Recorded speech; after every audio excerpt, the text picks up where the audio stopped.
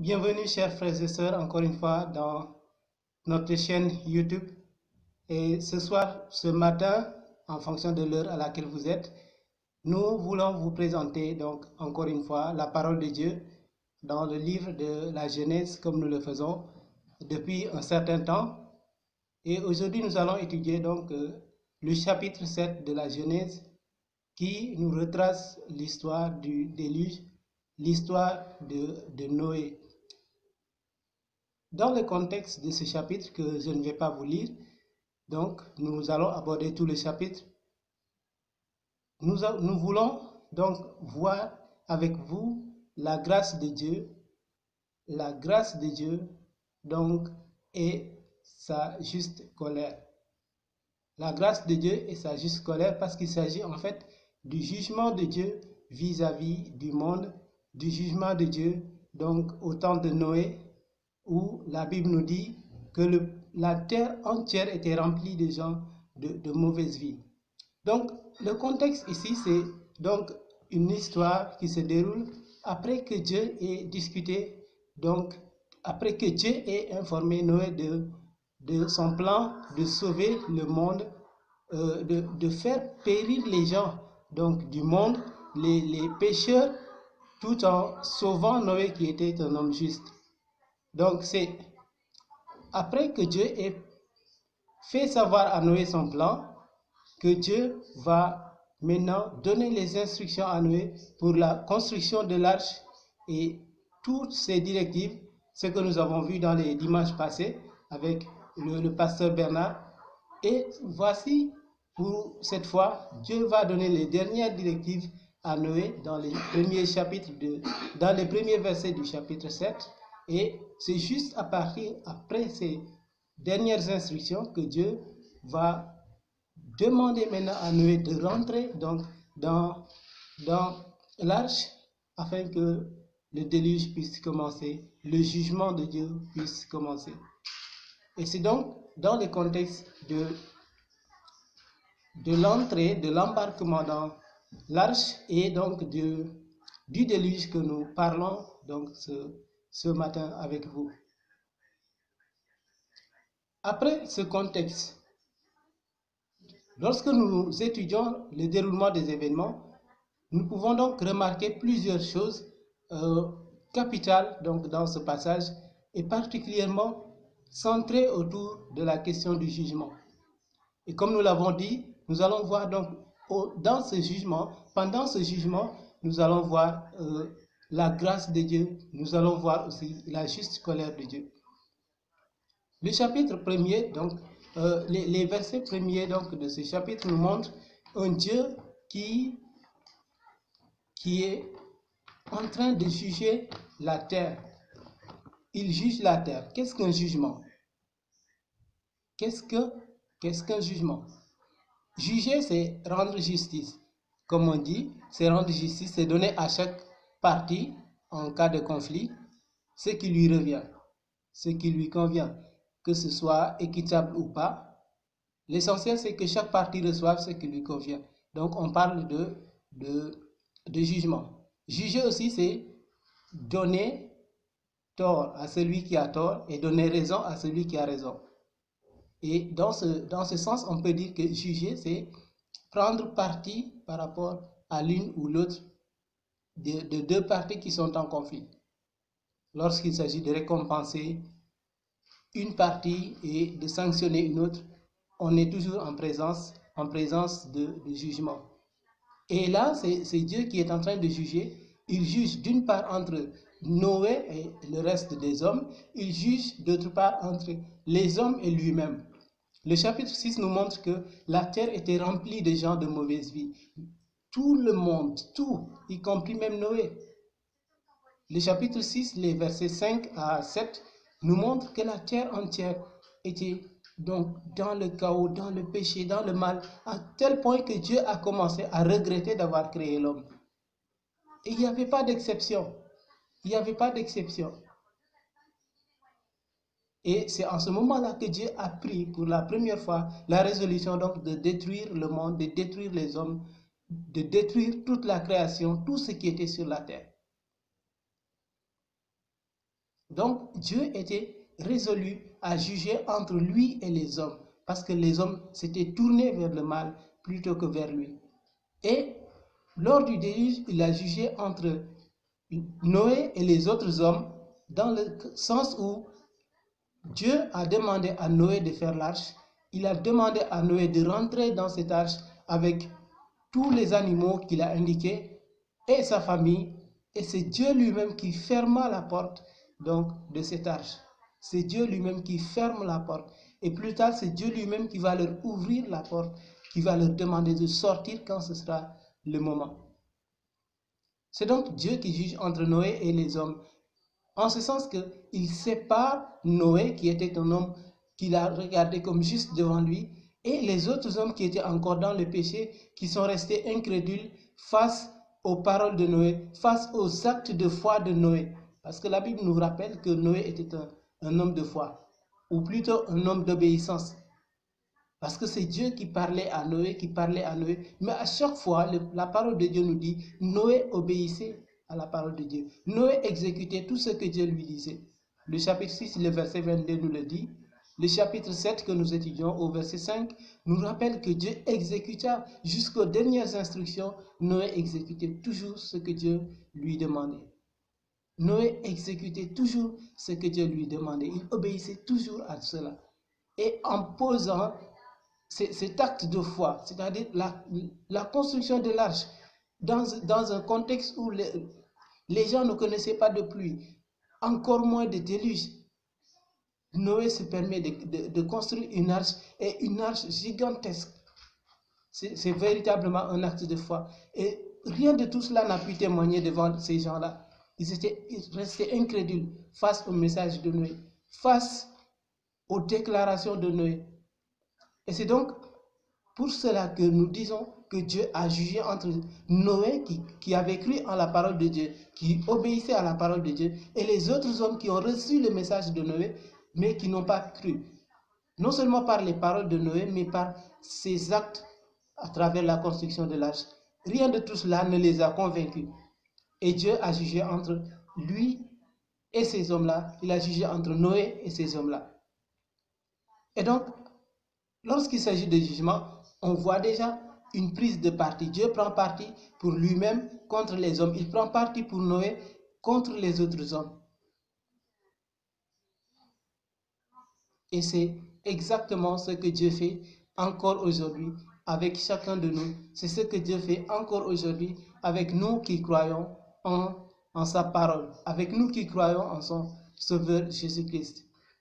Cette faveur donc qui a été faite donc à Noé en son temps, lors du jugement à travers le déluge, nous a été faite encore une fois en notre temps. Et la question est de savoir pourquoi donc cette faveur nous a été faite. Comment est-ce que nous savons que cette faveur nous est faite? Et comment est-ce que quelqu'un peut accéder à cette faveur? C'est donc dans cette démarche, c'est dans cette perspective que nous allons voir la grâce de Dieu et les raisons pour lesquelles nous bénéficions encore de cette grâce. Car le jugement de Dieu, comme nous l'avons dit, inclut la grâce de Dieu, mais ça inclut aussi la colère de Dieu et une juste colère de Dieu. Et nous allons voir tout cela plus en détail. Pourquoi donc cette faveur de Dieu nous est-elle accordée? Pourquoi? Ou plutôt, commençons par étudier la question de savoir comment est-ce qu'on sait, comment est-ce qu'on ressent que cette faveur de Dieu nous est accordée. Nous le savons en ce que Dieu nous a donné Jésus-Christ. La première faveur que Dieu fait, c'est de nous donner Jésus-Christ, comme il a fait au temps de Noé en lui donnant donc l'arche. Et la construction de l'arche, les instructions qui ont été données à Noé par Dieu au sujet de l'arche, nous rappellent, ce sont en fait les images de ce qui va être annoncé par l'ange à Marie, qui était la mère de Jésus-Christ. L'arche de Noé devait être grand, il devait être fait avec un bois précis, il devait être enduit d'une substance particulière pour être d'une certaine manière imperméable à l'eau. Et cela en deux sens, c'est-à-dire l'eau ne pouvait pas rentrer dans l'arche, mais l'arche ne pouvait pas non plus couler en fait dans l'eau. Parce que plus il pleuvait, plus il tombait des pluies, la parole de Dieu nous dit, plus l'arche se relevait, plus l'arche flottait au-dessus des eaux, malgré sa taille. Et c'est là vraiment une démonstration de la toute-puissance de Dieu. Malgré la taille de l'arche, malgré le poids de l'arche, les éléphants, les lions, les personnes et tout ce qu'il y avait dedans, l'arche flottait toujours au-dessus des eaux. Il était fait de façon à ce que aucune vague, aucune puissance de l'eau n'a pu donc gâter l'arche, n'a pu faire faillir d'une manière ou d'une autre l'arche pour faire entrer l'eau dans l'arche. D'une aucune manière. Et en Jésus-Christ, nous avons un roc, une personne de solide. La parole de Dieu nous dit que Marie a été couverte par la puissance du Très-Haut. Et c'est donc à cause de cette puissance du Très-Haut qui a couvert Marie, la mère de Jésus-Christ, que ce saint enfant qui allait naître, il était déjà saint, il était sans péché, il était exempt du péché. Et il ne pouvait pas pécher parce qu'il était recouvert de la puissance du Très-Haut, comme l'arche a été enduit. Et de l'autre côté, il est celui qui va délivrer le peuple de ses péchés. Comme l'arche a délivré Noé de ses péchés. L'arche n'a pas sombré avec Noé dans l'eau, mais il les a sortis de l'eau. De même, Jésus-Christ nous sort du péché, il nous sort du pouvoir du péché, il nous sort des conséquences du péché, que sont particulièrement la mort. C'est lui qui nous fait échapper au pouvoir du péché. Il ne peut être atteint par le péché et il nous fait échapper au pouvoir du péché. Et c'est donc là une première démonstration de la grâce de Dieu envers nous, comme il l'a fait au temps de Noé. Et il a même fait plus pour nous qu'au temps de Noé.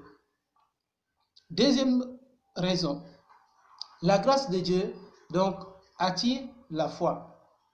La grâce de Dieu attire la foi. Nous disons cela par rapport à Noé parce que la parole de Dieu nous dit dans le chapitre 6 que nous avons cité tantôt que tous les hommes étaient dans le mal. Tous.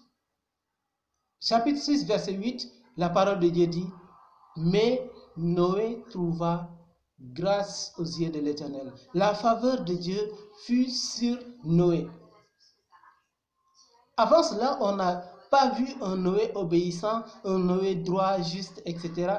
Mais c'est lorsque la faveur de Dieu a été manifestée, lorsque la faveur de Dieu a été dirigée sur Noé, que nous avons appris que Noé est un homme droit, un homme juste, un homme qui obéit à Dieu, qui obéit aux paroles de Dieu, aux instructions de Dieu. Donc ce n'est pas en fait la grâce, ce n'est pas l'obéissance de Dieu, de Noé qui a amené la grâce de Dieu sur lui. Ce n'est pas parce qu'il était différent des gens de son époque, mais parce qu'il y avait la grâce de Dieu sur lui qu'il est devenu différent par son obéissance. C'est donc quand la faveur de Dieu s'est manifestée à Noé qu'il est devenu donc obéissant envers Dieu, qu'il a écouté et exécuté tout ce que Dieu lui a demandé. Comme avec Noé, c'est donc la faveur de Dieu, c'est donc la grâce de Dieu qui appelle notre foi. Les actes de foi que nous allons poser, tout ce que nous allons donc montrer aux autres, tout ce dont nous allons nous vanter comme étant des actes de foi, cela nous vient seulement après que la grâce de Dieu soit portée sur nous.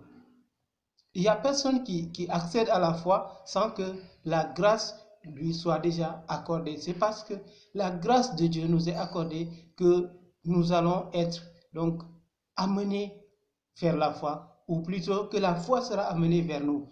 Car la parole de Dieu nous dit, ce n'est point donc par nos efforts, mais c'est par grâce que nous sommes sauvés. C'est par la grâce de Dieu que nous sommes sauvés, par le moyen de la foi. Par la grâce, par le moyen de la foi. C'est parce qu'il y a la grâce que le moyen est amené, c'est-à-dire la foi nous est amenée. Et quand la foi est amenée maintenant, c'est à ce moment-là que nous accédons à Jésus-Christ, que nous accédons au salut, que nous accédons à tout ce qui va suivre après. C'est donc, premièrement, la grâce de Dieu. Et cette grâce va amener la foi. Cette grâce va nous mener vers le salut de Dieu. Comme on l'a vu donc avec Noé, c'est après que Dieu lui a montré, donc que Dieu lui a accordé sa faveur, sa grâce, qu'il est devenu donc cet homme obéissant, cet homme qui recevait la parole de Dieu et qui obéissait donc à la parole de Dieu. Noé n'était pas différent, je le répète encore, des gens de son temps, parce que tous étaient des pécheurs. Mais Dieu lui a accordé sa faveur à lui seul, et non pas à tous les autres. D'un autre côté, Dieu a voulu punir les hommes. Il a voulu juger entre lui et les hommes qui étaient des pécheurs et qui ne voulaient pas obéir donc à la parole de Dieu. Noé était du nombre de ceux-là. Dieu lui a accordé sa faveur. Donc entièrement, totalement, entièrement, c'est-à-dire sans aucune punition. Peut-être que Dieu pouvait le punir un peu ou le faire passer par un purgatoire avant même de lui accorder sa faveur ou de le considérer comme juste devant ses yeux. Parce que la parole de Dieu nous dit, dans ce chapitre 7, que Dieu, lorsqu'il parla à Noé, il lui dit, « Entre dans l'arche, car je t'ai vu juste, je t'ai vu juste.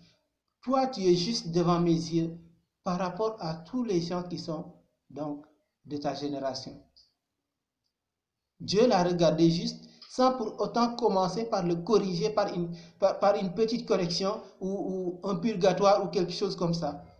Ça veut dire que la grâce de Dieu, elle est entière, elle est totale et elle n'a pas besoin de l'effort humain ni d'autoflagellation ou de quoi que ce soit. Dieu lui a fait grâce et sans condition. Et c'est exactement ce qu'il fait avec nous. C'est la faveur de Dieu. C'est là la grâce de Dieu. Et c'est cette grâce qui nous appelle vers l'obéissance, qui nous amène vers la reconnaissance, donc la gratitude envers Dieu et l'obéissance en fait. Mais passons maintenant à la question de savoir pourquoi cette grâce de Dieu nous est accordée. On voit comment cette grâce se manifeste à chacun de nous, comment est-ce que nous pouvons ressentir que la grâce de Dieu nous est accordée à travers le don de Jésus-Christ, mais aussi à travers la foi qui nous mène à Jésus-Christ, c'est-à-dire c'est la grâce de Dieu qui appelle la foi, donc qui amène la foi, et c'est cette foi qui nous connecte à Jésus-Christ, celui que Dieu a donné pour que nous puissions échapper donc au jugement, que nous puissions échapper à la juste colère de Dieu. Juste colère parce que nous sommes tous des pécheurs et nous méritons d'être punis avec les autres, comme Noé méritait d'être puni avec les autres, mais que Dieu lui a fait grâce, il lui a fait donc cette faveur de l'épargner. Pourquoi la faveur de Dieu nous est-elle accordée? La faveur de Dieu nous est accordée, et particulièrement dans ce contexte, pour démontrer donc la pleine souveraineté de Dieu. La pleine souveraineté de Dieu. Nous avons vu la souveraineté de Dieu dans la puissance de son œuvre, la puissance de la colère, la puissance du jugement, en fait, à travers le déluge, la puissance des eaux que Dieu a fait descendre donc sur la terre pour corriger les hommes. La puissance, la grandeur de l'arche qui a été le plan de Dieu pour sauver Noé. Et bien d'autres choses encore que nous pouvons découvrir en relisant attentivement le texte. Mais ici, on voit plus la souveraineté de Dieu dans le sens où il est le seul qui peut justifier tout ce qu'il fait. Et il fait toujours les choses justes et de manière indépendante de qui que ce soit, par le seul conseil de sa volonté. Et ce qu'on voit par là, c'est que Dieu manifeste cette pleine souveraineté, c'est-à-dire dans son jugement, lorsqu'il applique deux choses. Il applique d'une part la grâce et de l'autre côté, il applique donc la justice. Si Dieu prend toute l'humanité il les met tous en enfer. Dieu sera juste avec les hommes parce que tous méritent l'enfer, tous sont des pécheurs. La parole de Dieu dit que tous ont péché et sont privés de la gloire de Dieu. Ils sont privés de la gloire de Dieu. Ils ne méritent plus d'être la gloire de Dieu. Ils sont privés de l'image de Dieu. Parce que l'homme est la gloire de Dieu. L'homme est l'image de Dieu. Mais parce que les hommes ont péché, ils ont dénaturé donc l'œuvre de Dieu. C'est ce que nous dit la parole de Dieu dans Romains, le chapitre 1. L'homme est arrivé à un moment où il a dénaturé tout. Il a dénaturé les relations entre les hommes. Tout ce qui était naturel, l'homme l'a dénaturé. Il s'est jeté dans des choses contre nature, dans des choses abominables. Ils ont tout dénaturé. Et donc l'homme n'est même plus image de Dieu. L'homme n'est même plus à la hauteur de ce que Dieu attendait de lui. C'est-à-dire être la gloire de Dieu, être l'image de Dieu. Tous ont péché et ils ont perdu cette image de Dieu. Donc, tous méritent le châtiment de Dieu. Tous méritent la juste colère de Dieu. Et si Dieu le fait, il est juste avec ceux qui sont en enfer. Parce qu'ils méritent d'y être. Mais de l'autre côté, si Dieu met tous les hommes dans son paradis, tous, il sera juste avec eux. Parce que c'est sa grâce qu'il manifeste. La grâce, c'est une faveur que nous ne méritons pas. C'est une faveur que nous recevons sans condition. Comme nous l'avons vu avec Noé. Sans condition, sans même que l'on soit au courant. Dieu nous accorde sa faveur. Malgré notre état, malgré ce que nous sommes, Dieu nous accorde sa faveur.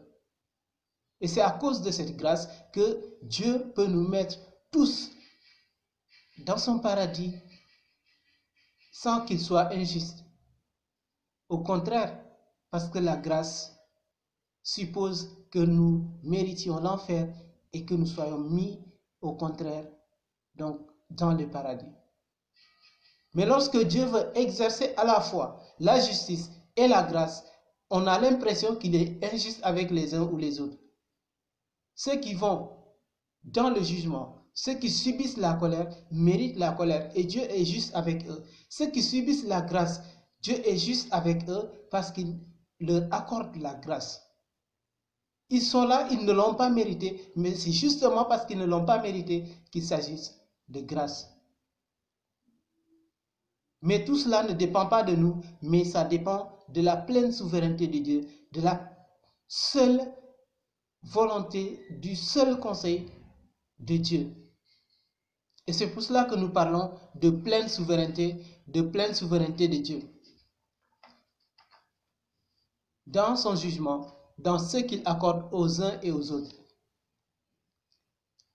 La grâce de Dieu que nous avons, c'est une grâce que nous ne méritons pas. Ce que nous méritons, c'est la colère. Et donc, cette colère de Dieu contre nous est une juste colère. Pourquoi donc cette grâce de Dieu nous est accordée? Une deuxième raison, c'est que cette grâce nous est accordée pour contribuer à la gloire de Dieu. Comment cette faveur de Dieu peut permettre de contribuer à la gloire de Dieu? Nous l'avons dit, c'est la faveur de Dieu qui appelle la foi. Et c'est la foi qui mène au salut. Et c'est en ce moment-là que nous allons être à l'image parfaite de Dieu, que nous allons encore refléter la gloire de Dieu. Nos œuvres vont commencer à refléter la gloire de Dieu. Ce n'est pas avant que nous allons poser des œuvres pour bénéficier de la grâce de Dieu, mais après avoir reçu la grâce de Dieu, que nous allons poser des actes qui glorifient Dieu.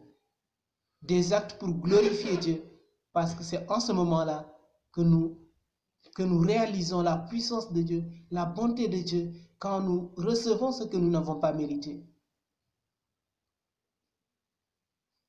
Voyons voir avec Noé. La parole de Dieu nous dit que Noé a été regardé par Dieu comme un homme juste et il est devenu obéissant à Dieu. Et Noé est devenu, et donc cet homme qui a été le seul à être sauvé du jugement de Dieu. Donc son obéissance lui a été imputée donc à justice. Mais Noé n'était pas un homme parfait. Être juste devant Dieu, la justification, c'est juste un acte défini par lequel Dieu déclare une personne juste devant ses yeux. Mais cela ne veut pas dire que cette personne ne pêche plus. Durant ce temps de justification, au temps T où Dieu l'a justifié, l'a regardé comme juste devant lui. Il était encore pécheur. Et il va passer donc par ce temps de grâce de Dieu, où malgré ses péchés, Dieu le regarde comme juste, jusqu'à ce qu'un jour, il arrive donc à la perfection. C'est en ce moment-là qu'il ne sera plus vraiment, qu'il sera complètement sans péché. Avec nous, la faveur de Dieu nous est accordée, la grâce nous est accordée, et nous accédons à la foi. Et nous sommes justifiés par la foi. Justifiés par la foi, mais nous sommes toujours des pécheurs. Nous restons toujours des pécheurs. Et justifiés par la foi, nous vivons donc notre salut, mais nous vivons en même temps notre sanctification. Et nous commençons déjà à glorifier Dieu, même en étant encore pécheurs. C'est cette sanctification qui va progressivement nous amener vers l'état de perfection. Mais durant tout ce temps-là, nous vivons donc dans la pleine grâce de Dieu et nous vivons une pleine reconnaissance envers Dieu par nos œuvres. Nous glorifions Dieu par nos œuvres. Et lorsque nous arriverons au moment T où la sanctification sera accomplie en chacun de nous, nous allons commencer à vivre l'éternité avec le Seigneur, à vivre entièrement donc la gloire de Dieu. Nous allons glorifier jour et nuit et d'une façon parfaite le Seigneur. Mais tant que nous sommes encore dans ce corps de mort, dans cette tente, nous sommes juste des outils qui essaient, des gens qui essaient et dont la louange, dont la glorification de Dieu est encore imparfaite.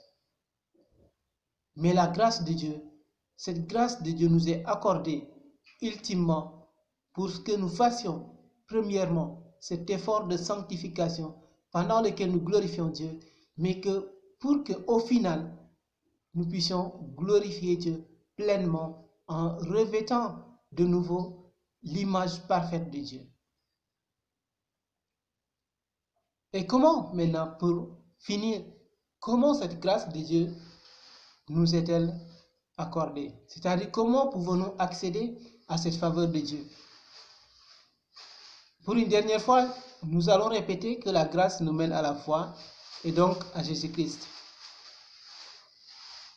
La grâce renvoie à une chose, donc à une faveur qui n'est pas méritée. Donc on peut oublier les œuvres, on peut oublier les efforts spirituels, on peut oublier donc toutes sortes de supercheries que nous pouvons imaginer pour nous approcher de Dieu. Cela ne nous donne pas accès à la grâce de Dieu. Il y a juste deux choses qui nous donnent accès à cette grâce. Premièrement, le conseil de Dieu, le conseil de sa volonté, c'est-à-dire une décision souveraine de Dieu de nous accorder sa grâce. Et deuxièmement, une disposition de notre cœur.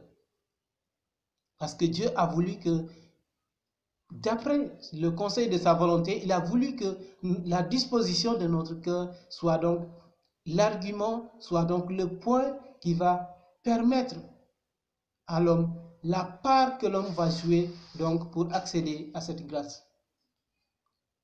Et nous avons vu avec Noé, ce ne sont pas ses œuvres qui ont précédé, mais une disposition du cœur, une disposition à obéir. Noé était un homme qui n'attendait qu'à être touché par Dieu, à être saisi par Dieu pour obéir à Dieu. Mais il ne pouvait pas obéir à Dieu tant qu'il n'avait pas reçu les instructions de Dieu, tant qu'il n'avait pas été visité par Dieu lui-même.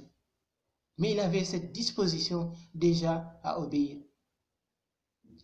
Chacun de nous doit avoir donc cette disposition de cœur à obéir, cette disposition à écouter et obéir à la parole de Dieu. Et qui sait? Parce que Noé ne pouvait pas savoir que ce serait lui que Dieu allait utiliser, que Dieu allait, donc par lui que Dieu allait passer pour sauver encore une fois l'humanité. Parce que nous voyons dans la parole de Dieu que tous les plans que Dieu a établis, à chaque fois que Dieu a voulu faire de grandes choses par rapport à son plan pour l'humanité, il est toujours passé par un homme. Jamais par une grande population, mais toujours par un homme. Ici, nous avons vu avec Noé, et à cause de Noé, toute sa famille. Plus tard, nous allons voir que Dieu va passer par Abraham, un seul homme, qui va au final être donc la racine qui a produit le peuple d'Israël, et ainsi de suite. Qui sait si toi aussi tu seras celui que Dieu va utiliser pour changer les situations, pour changer tout ce que tu vois autour de toi, que tu considères comme difficile, que tu considères comme pourri, le monde qui t'entoure et qui va de plus en plus donc dans la dépravation. Qui sait si c'est toi que Dieu veut utiliser pour cela? Mais il a besoin que tu disposes ton cœur, que tu disposes ton cœur, parce que si c'est du cœur que viennent les actions.